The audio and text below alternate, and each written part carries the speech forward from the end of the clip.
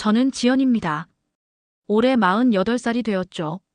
남편이 세상을 떠난 지 어느덧 5년, 길다면 길고 짧다면 짧은 세월이었지만 저에겐 참 막막한 시간이었습니다. 그동안 저는 오직 딸 혜린이만 바라보며 살아왔어요. 아이가 무너지지 않도록, 부족한 엄마라는 소리 듣지 않도록 제 모든 기운을 아이에게 쏟아부었습니다. 구독과 좋아요를 눌러주시면 저에 대한 이야기를 들려드릴게요. 고등학교에서 국어를 가르치며 하루하루 버텼습니다.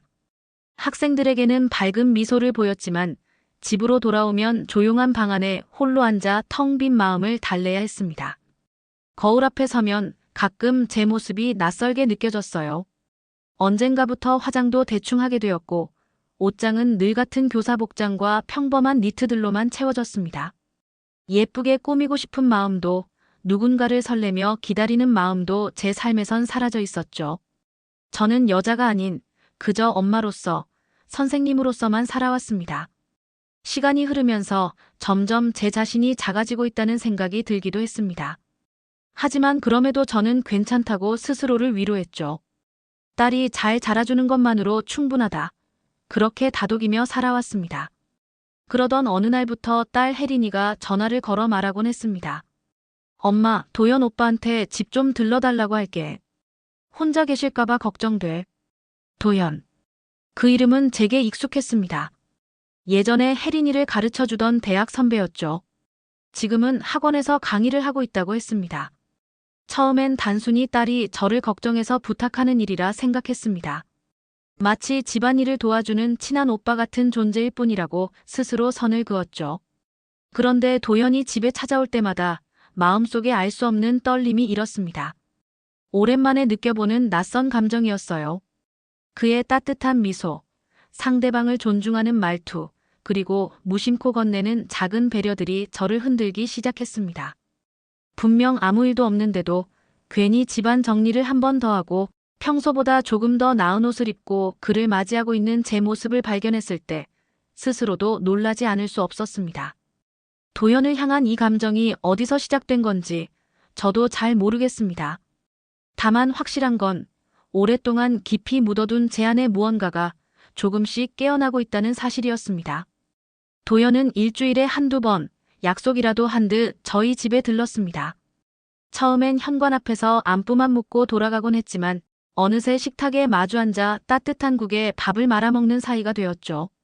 그는 늘 무엇인가를 들고 왔습니다. 달콤한 제철 과일, 어머니가 담가주셨다는 깍두기, 때로는 조심스럽게 고른 책 한 권까지. 선생님, 이건 제가 좋아하는 시집인데 밤에 잠 안 올 때 한 편씩 읽어보세요. 그의 손에서 책을 받아드는 순간 손끝이 스치며 미세한 전류가 몸을 타고 흘렀습니다. 한동안 잊고 지냈던 감각이었습니다.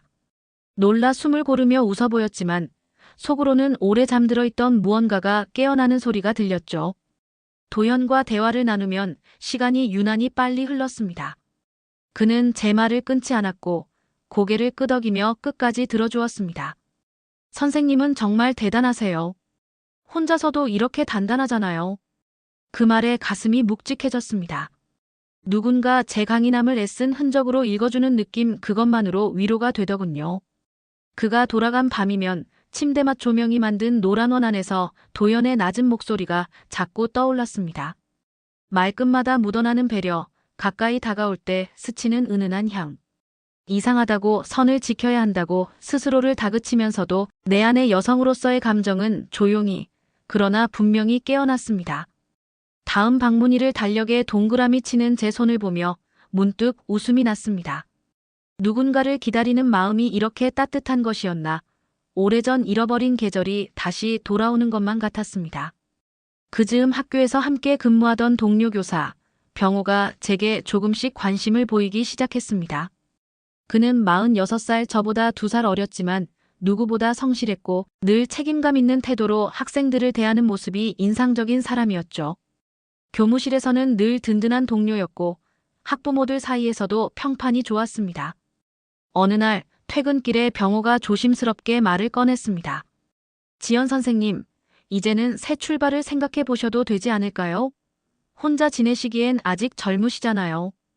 그의 진지한 눈빛에 순간 가슴이 철렁 내려앉았습니다. 곧이어 다른 동료들도 저를 부추겼습니다. 좋은 기회야. 안정적인 분이잖아. 다시 시작해야지. 언제까지 혼자 살 거야? 라는 말들이 귓가에 맴돌았습니다. 맞는 말이었습니다. 객관적으로 보자면 병호는 참 괜찮은 사람이었습니다. 나이도 비슷하고 경제적으로도 안정적이며 무엇보다 사회적으로도 누구 하나 고개를 갸웃거릴 이유 없는 상대였죠. 하지만 이상하게도 제 마음은 움직이지 않았습니다. 병호가 예쁜 꽃다발을 건네주거나 식사 자리를 제안할 때면 왠지 모르게 마음이 무거워졌습니다. 누군가에게 호감을 받는다는 건 감사한 일이었지만 그 순간 저는 오히려 답답함을 느꼈습니다. 그런데 도연이 소박하게 건네는 따뜻한 차 한 잔에는 가슴이 저릿하게 설레었죠. 도연과 이야기를 나눌 때는 마음이 편안하면서도 알 수 없는 떨림이 일었고 병호와 있을 때는 안정감은 있었지만 그 이상은 느껴지지 않았습니다. 저는 이 차이가 무엇인지 스스로도 궁금했습니다. 왜 병호에게는 고마움 이상의 감정이 싹트지 않는 걸까? 왜 도연과 함께 있을 때는 세상이 조금 더 빛나 보이는 걸까? 고민하며 뒤척이던 밤이 한두 번이 아니었습니다. 그러던 어느 날 도연과 함께 저녁을 먹다가 문득 깨달았습니다. 병호에게서 느끼는 건 안정감이었고 도연에게서 느끼는 건 사랑의 떨림이었다는 사실을요. 그리고 그 미묘한 차이가 제 마음의 향방을 이미 정해버린 것 같았습니다. 운명이란 게 이런 걸까요? 가장 조심해야 할 순간에 가장 피하고 싶었던 장면이 그대로 펼쳐지고 말았습니다. 그날도 도연이 집에 와 있었습니다. 소박한 저녁상을 함께 마주하며 나누는 대화는 늘 그렇듯 편안했고 동시에 저를 설레게 했습니다. 식탁 위에 놓인 그릇들 사이로 우리는 자연스럽게 손을 잡고 있었죠. 그의 따뜻한 손길이 전해질 때마다 마음은 이상하게 차분해지면서도 두근거렸습니다. 잠시나마 외롭고 지친 세월이 위로받는 기분이었어요. 그런데 갑자기 현관문이 열리는 소리가 들렸습니다. 열쇠가 돌아가는 소리와 함께 익숙한 목소리가 집안으로 울려 퍼졌습니다. 지연 선생님 계세요? 병호였습니다. 순간 심장이 내려앉는 것 같았습니다. 우리는 황급히 손을 놓았지만 이미 늦었죠. 병호의 시선은 곧장 우리를 향했고 그의 얼굴이 일그러지는 걸 똑똑히 보았습니다. 아, 이게 도대체. 그의 목소리는 충격과 분노로 떨리고 있었습니다. 이어진 말은 더욱 날카로웠습니다. 설마 이런 관계였다니. 게다가 제자의 선배라고 하지 않으셨습니까? 얼굴이 화끈 달아올랐습니다. 아무 말도 할 수 없었습니다. 변명조차 떠오르지 않았죠. 그저 숨이 막히듯 서 있을 뿐이었습니다. 하지만 그 순간 도연이 의외로 침착하게 입을 열었습니다. 오해하지 마세요. 선생님은 아무 잘못이 없습니다. 그의 목소리는 차분하면서도 단호했습니다. 저를 지켜주려는 그 말에 눈물이 왈칵 날 것 같았습니다. 하지만 그날 이후의 상황은 제 의지와 상관없이 흘러갔습니다. 학교 안에서 은근한 시선들이 느껴졌고 곧 소문으로 번졌습니다. 지연 선생님이 젊은 남자와 함께 다닌다더라. 학생 제자랑 무슨 사이래? 같은 말들이 복도와 교무실 사이를 떠돌았습니다. 그 속에서 저는 매일을 버텨야 했습니다. 앞에서는 웃는 듯 보이지만 뒤에서는 속삭이는 소리들. 한순간에 제 삶 전체가 흔들리는 기분이었어요. 도연의 따뜻한 위로가 아니었다면 아마 버티지 못했을지도 모릅니다. 소문은 불길처럼 빠르게 퍼져나갔습니다. 교무실 복도를 지날 때마다 느껴지는 시선은 예전과 달랐습니다. 누군가는 호기심 어린 눈빛으로 또 누군가는 은근한 비난이 섞인 표정으로 저를 바라보았습니다. 아무 말도 하지 않았지만 그 눈빛만으로도 가슴이 철렁 내려앉았습니다. 괜히 어깨를 움츠리며 고개를 숙이게 되었죠. 그 와중에 병호는 오히려 더 적극적으로 다가왔습니다. 어느 날 교무실에서 조용히 말을 걸어왔습니다. 지연 선생님, 이제 그만하시죠. 그런 위험한 관계는 끊으셔야 합니다. 저한테 기회를 주세요. 저는 진심입니다. 그의 간절한 눈빛에 순간 흔들리기도 했습니다. 나이와 상황이 비슷하고 주변 사람들 모두가 인정할 만한 안정적인 상대. 병호와 함께한다면 적어도 이런 위험한 소문은 사라질지도 몰랐습니다. 안전하고 무난한 길이라는 생각이 뇌리를 스쳤죠. 하지만 마음 한구석에서는 이상하게도 답답함만 느껴졌습니다. 그 무렵 딸 혜린이가 전화를 걸어왔습니다. 엄마, 요즘 목소리가 훨씬 밝아졌어. 좋은 일 있어? 순간 가슴이 덜컥 내려앉았습니다.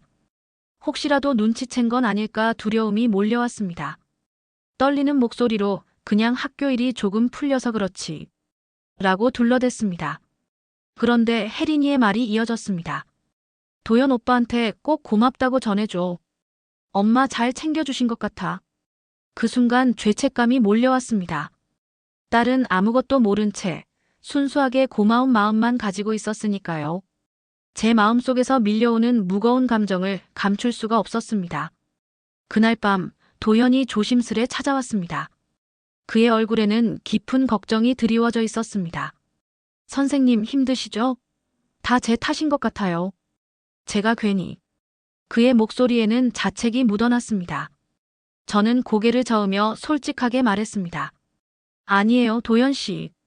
제가 흔들린 거죠. 그게 다 제 선택이에요. 제 말을 들은 도연은 아무 말 없이 제 어깨를 감싸 안았습니다. 순간 눈물이 핑 돌았습니다.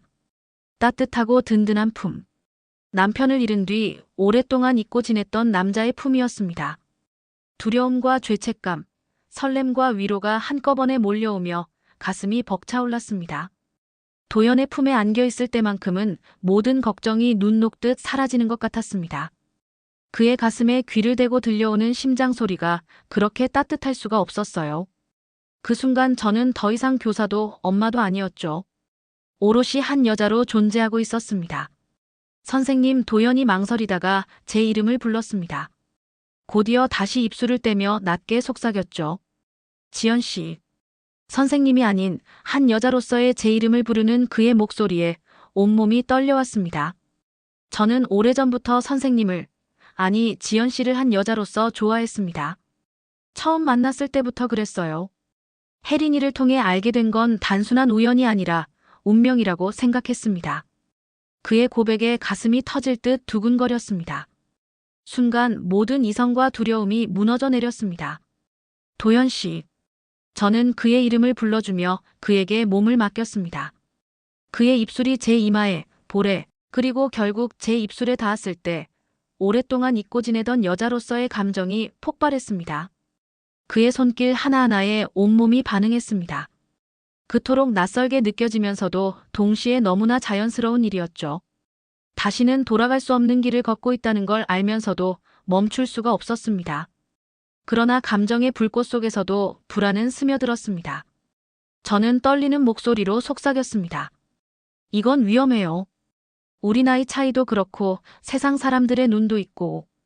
하지만 도연은 제 말을 단호히 끊었습니다. 나이가 뭐가 그렇게 중요합니까? 사랑에 나이가 있나요? 제 마음은 그저 지연 씨 하나뿐입니다. 그날 밤 저는 결국 잠을 이루지 못했습니다. 방 안의 어둠 속에서도 여전히 도연의 체온이 제 곁에 남아있는 듯 했으니까요.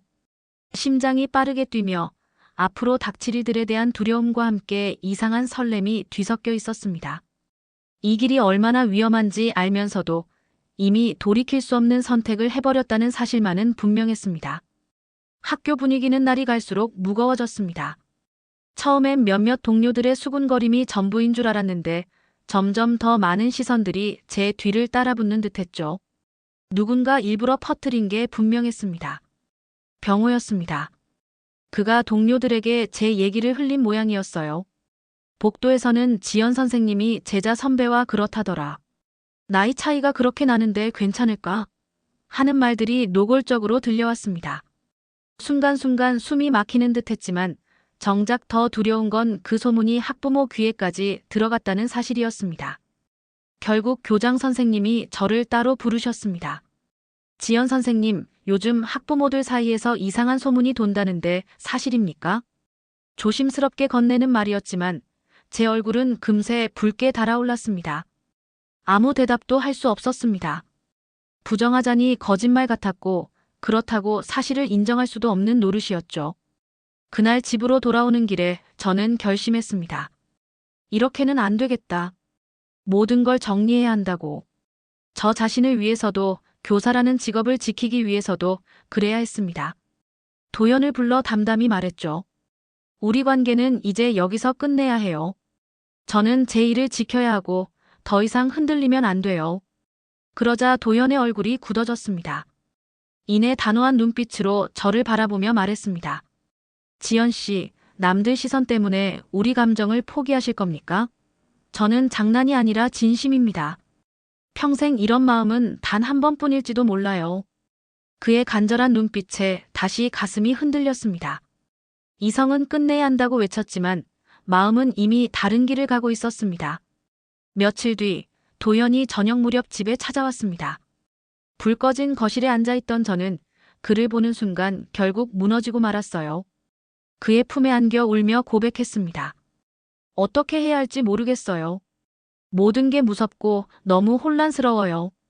도연은 제 어깨를 꼭 감싸 안으며 말했습니다. 함께 이겨내요. 저는 지연 씨 없이는 살 수 없습니다. 그 말은 심장을 깊게 파고들었습니다. 위험하다는 걸 뼈저리게 알면서도 저는 또다시 그의 품에 몸과 마음을 맡겼습니다. 이제는 돌이킬 수 없다는 사실을 어쩌면 누구보다 제가 가장 잘 알고 있었습니다. 주말을 앞두고 혜린에게서 연락이 왔습니다. 엄마, 오랜만에 집에서 푹 쉬고 싶어. 이번 주말에 갈게. 딸의 밝은 목소리를 들으며 가슴이 복잡하게 흔들렸습니다. 기뻐야 할 소식이었는데 제 안은 오히려 두려움과 불안으로 가득 차 있었습니다. 이제 정말 모든 걸 정리해야 한다고 스스로 다짐했지만 도연을 향한 마음은 도무지 버려지지 않았습니다. 그는 단순한 연인이 아니었습니다. 오랫동안 잊고 살았던 저라는 존재, 여자로서의 저를 다시 깨워준 사람이었으니까요. 혜린이 오기 전날 밤, 도연과 저는 집 앞 공원을 걸었습니다.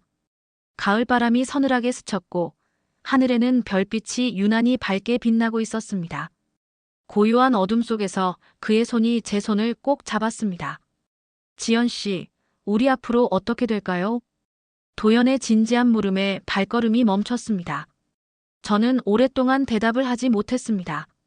사회의 시선, 학부모들의 눈, 무엇보다 혜린이라는 존재가 우리 앞을 가로막고 있었으니까요. 게다가 20살 가까운 나이 차이. 모두가 이해할 수 없는 사랑이라는 걸 누구보다 제가 잘 알고 있었습니다. 하지만 그의 눈을 바라보는 순간 그 모든 걱정이 사라지는 듯 했습니다. 모르겠어요. 하지만 저는 깊게 숨을 내쉬고 그를 바라봤습니다. 당신 없는 제 삶은 이제 상상할 수 없어요. 제 고백에 도연은 눈빛을 더욱 굳게 하며 저를 품에 안았습니다. 별빛 아래서의 포옹은 마치 세상에 우리 둘만 남은 듯한 착각을 주었습니다. 이 사랑이 얼마나 오래 갈지, 앞으로 어떤 시련이 기다리고 있을지 알 수는 없었습니다. 하지만 확실한 건 저는 더 이상 그저 엄마로만 살고 싶지 않다는 것이었습니다. 혜린 앞에서는 여전히 든든한 엄마로 서야 하지만 도연 앞에서는 분명히 지연이라는 한 여자로 존재하고 싶었습니다. 그것이 바로 저희의 비밀스러운 사랑의 시작이었습니다.